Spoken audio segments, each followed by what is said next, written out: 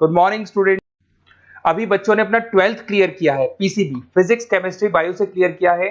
Now they are planning to do MBBS का plan कर रहे हैं। नीट का एग्जाम उन्होंने दिया है, तो मैं थोड़ा सा डिस्कस करने वाला हूं। बहुत सारी यूनिवर्सिटीज मिलेंगी आपको, इंडिया में भी है और आउट ऑफ इंडिया भी है, बट कुछ ऐसे स्टूडेंट्स होंगे जो मिडिल क्लास फैमिली से हैं। और इंडिया में बहुत सारी ऐसी यूनिवर्सिटीज हैं जिनका बजट बहुत हाई है और वो चाहते हैं कि हमको कम बजट पे पूरा एमबीबीएस कंप्लीट करना है, लीगल, सब कुछ लीगल, सारे एफिलिएशन सारे अप्रूवल के साथ करने हैं। तो अपन इसको डिटेल में डिस्कस करेंगे। तो today will discuss MBBS from Kyrgyzstan. तो सारा डिस्कस करने वाले क्या क्या डिस्कस करेंगे। अफोर्डेबल ट्यूशन फीस कितना पड़ेगा, नेशनल मेडिकल कमीशन से अप्रूव्ड यूनिवर्सिटीज कौन कौन सी है किर्गिस्तान में, वो डिस्कस करेंगे।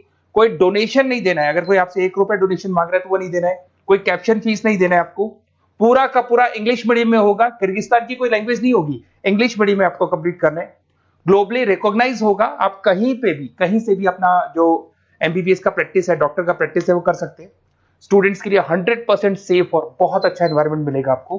थोड़ा सा मेरे बारे में बताया तो मैं क्लासेस लेता हूँ और ये मेरी क्लासेस मिलेगी। मैं ऑनलाइन ऑफलाइन रिकॉर्डेड तीनों मोड पे लेता हूँ। मैं मुंबई में पढ़ा रहा हूँ, मैं दिल्ली जयपुर में पढ़ा रहा हूँ, इसके अलावा राइटर भी हूँ, बहुत सालों से मैं बुक्स भी लिख रहा हूँ।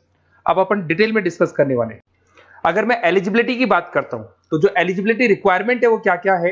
बच्चे का 12th क्लियर होना चाहिए, पीसीबी फिजिक्स केमिस्ट्री बायो से होना चाहिए। मिनिमम रिक्वायरमेंट है 50%। अगर बच्चे का 50% से कम है जनरल कैटेगरी में तो एमबीबीएस नहीं कर सकता है, और 40% चाहिए रिजर्व कैटेगरी के लिए। नीट का एग्जाम कंपलसरी है। नीट के एग्जाम में जो वैलिड स्कोर होना चाहिए उसका होना चाहिए 2023, 24, 25 2023 का बच्चा भी स्कोर कार्ड वैलिड है, वो भी कर सकता है, 24 का भी कर सकता है, 25 का भी कर सकता है। और नीट एलिजिबल कैंडिडेट होना चाहिए इन तीनों के अंदर, किसी भी ईयर में अगर आपका एलिजिबिलिटी है तो काउंट हो जाएगा। और बच्चे का जो एज होना चाहिए वो 17 ईयर्स, 17 साल का कंप्लीट होना चाहिए उसको 31 दिसंबर 2025 तक। अगर उससे छोटा है तो he is not eligible for NEET MBBS.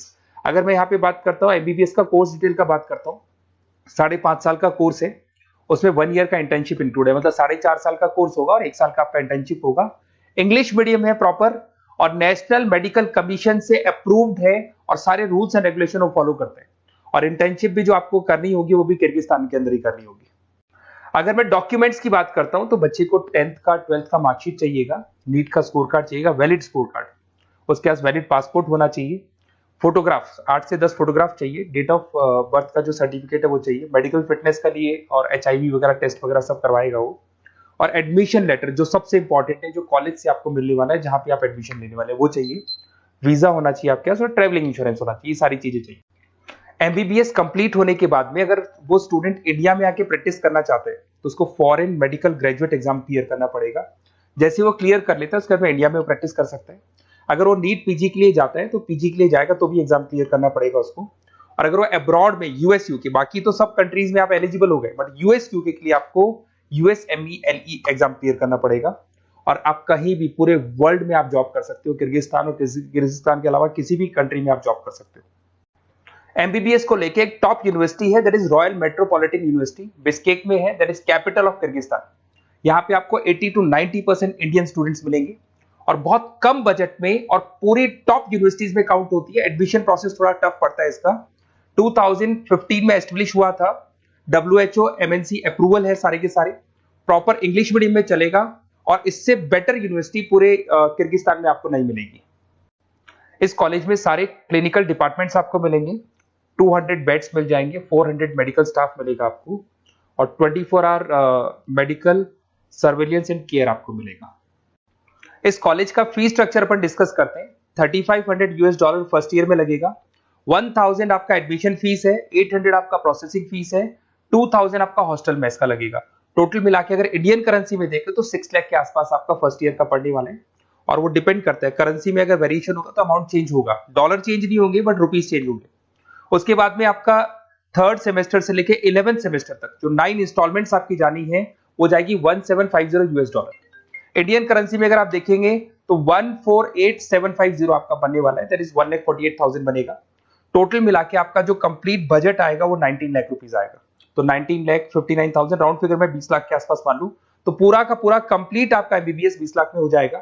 ये जो प्रोसेसिंग फीस $800 आपको $800 दिया जा रहा है, इसके अंदर आपका इमिग्रेशन लेटर हो गया, रेक्टर ऑर्डर हो गया, एडमिशन लेटर हो गया, ट्रेवलिंग इंश्योरेंस हो गया, मेडिकल इंश्योरेंस हो गया, डीओसी हो गया, आपका वीजा प्रोसेस हो गया, एयर टिकट हो गया, एयर पिकअप हो गया, आपका हॉस्टल लेटर हो गया, फॉरेक्स कार्ड हो गया, इमिग्रेशन डॉक्यूमेंट हो गया, और वन साइड का आपका जो एयर फेयर है वो भी इसमें इंक्लूड रहेगा। अगर मैं कॉलेज टूर की बात करूं तो यहाँ पे सारे आपको इंडियन स्टूडेंट्स मिलने वाले हैं, 80% इंडियंस मिलेंगे आपको यहाँ पे। देखिए आपको यहाँ पे हॉस्टल दिखाई दे रहा होगा, मेस में भी आपको इंडियंस मिलेंगे यहाँ पे, और कॉन्वोकेशन आपको दिखाई दे रहा होगा एट द टाइम जब डिग्री मिलता है, तो वो सारी चीजें मिलेंगी। और अगर आपको कुछ भी डाउट है तो आप इस नंबर पे व्हाट्सअप करें, मैं आपसे डिटेल में डिस्कस करूंगा।